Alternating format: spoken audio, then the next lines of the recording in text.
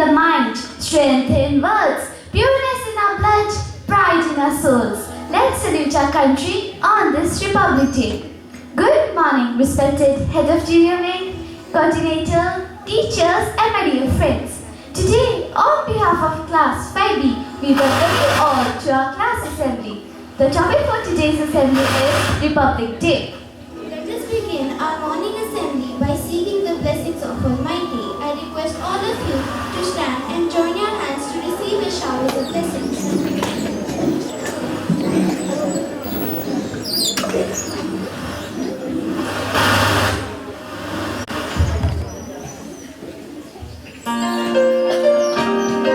Hello sir assembly ये भी बोलना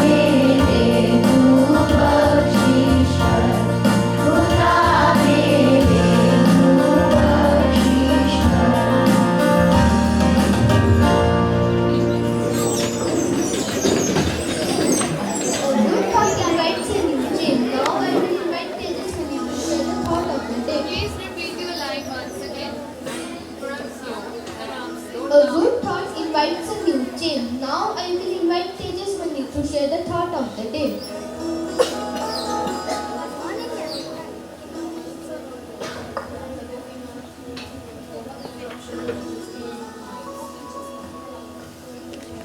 Good morning everyone. The thought of the day is freedom is not free.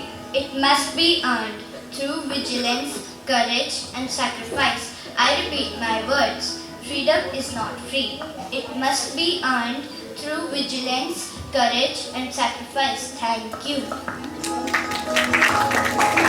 To know what's going around the world, now I will invite my friends Kevin, Arav and Shaurya to share today's headlines.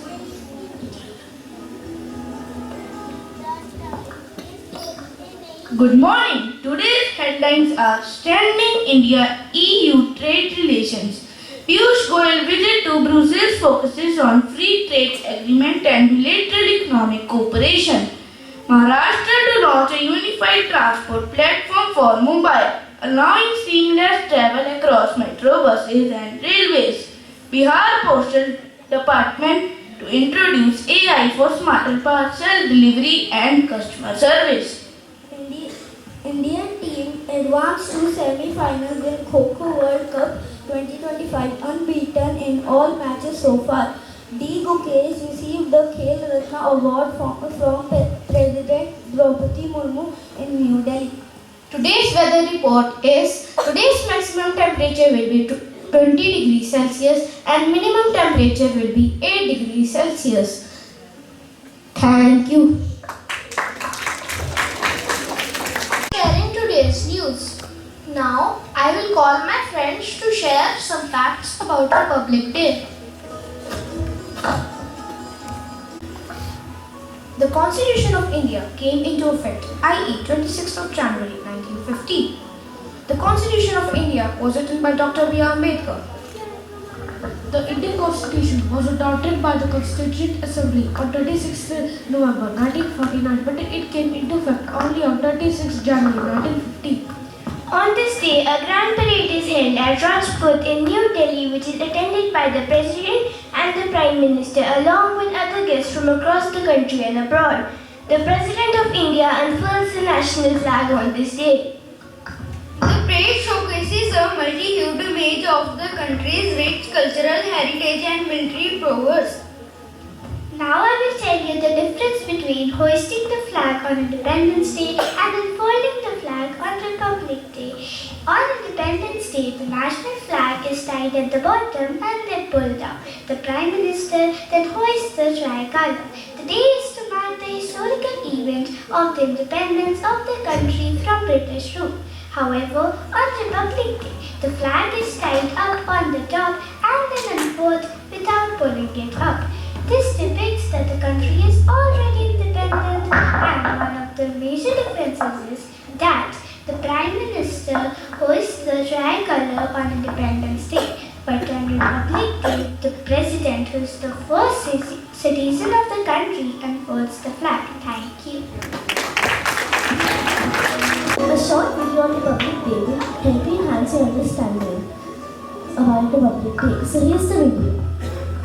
Without fear, and the head is held high, where knowledge is free, where the world has not been broken up into fragments by narrow domestic walls, where words come out from the depth of truth, where tireless striving stretches its arms towards perfection.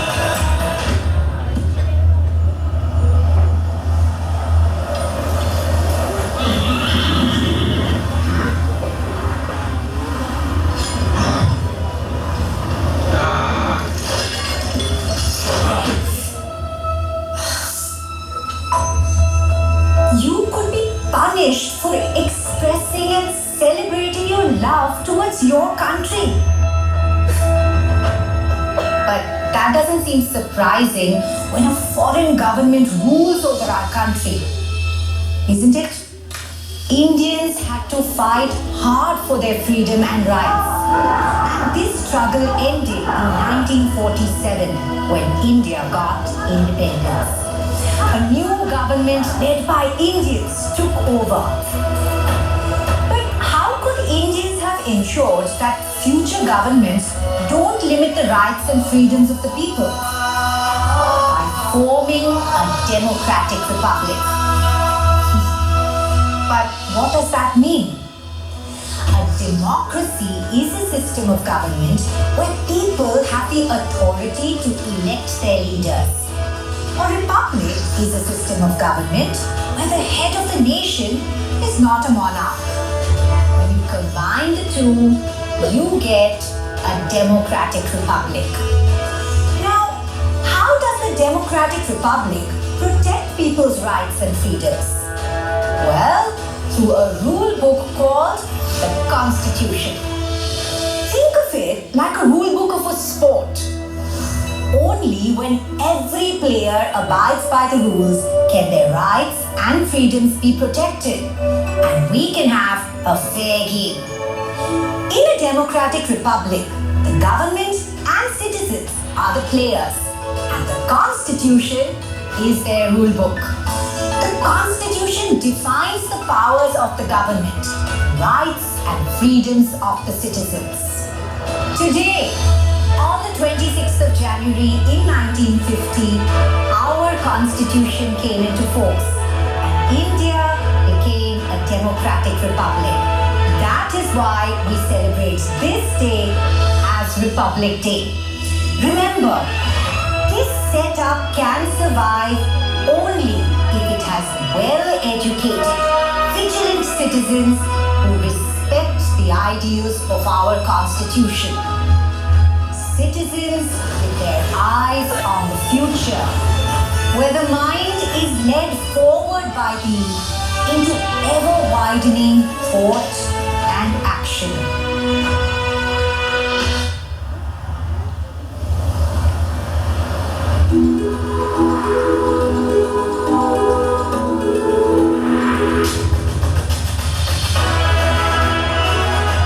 Into that heaven of freedom, my father, let my country awake.